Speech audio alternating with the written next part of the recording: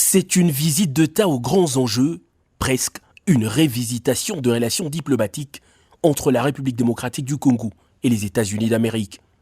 Anthony Blinken, accueilli à l'aéroport international de Njili ce mardi par le vice-premier ministre, ministre des Affaires étrangères, a de suite été conduit au nouveau palais présidentiel de Mongalema pour un entretien en bilatéral avec le président de la République, Félix Antoine Tshisekedi.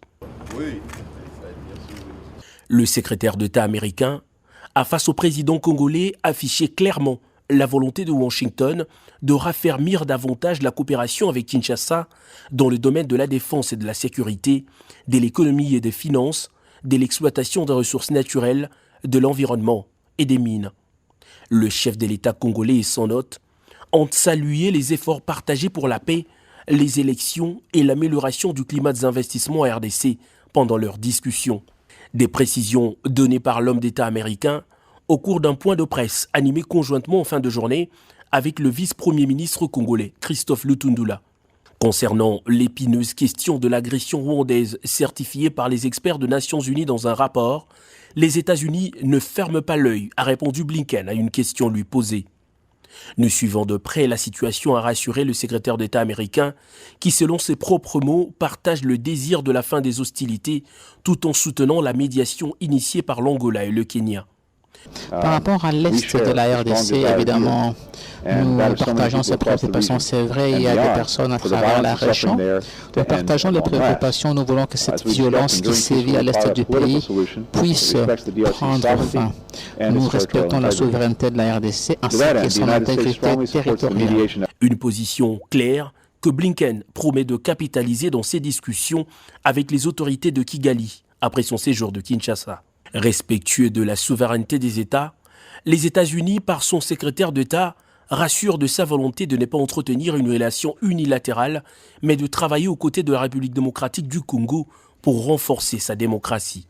C'est sur cette étoile de fond d'une volonté politique partagée de requinquer une vieille amitié. Une vieille amitié, mais qui résiste à l'érosion du temps et aux péripéties de l'histoire, quelles qu'elles aient été. C'est sous cette toile de fond.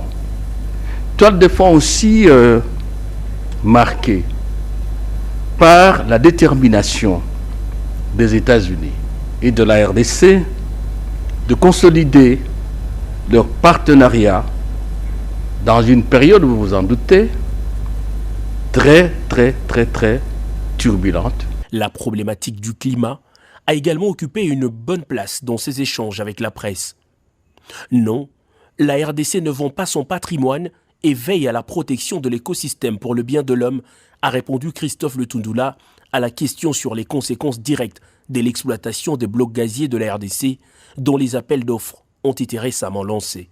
Le président de la République démocratique du Congo, Félix Antoine Tshisekedi, a donné son accord ce jour pour la mise en place d'un groupe de travail avec les États-Unis pour veiller à ce que cette exploitation soit faite dans les normes. Anthony Blinken va poursuivre ses discussions avec les officiels congolais avant de quitter Kinshasa pour Kigali, au Rwanda.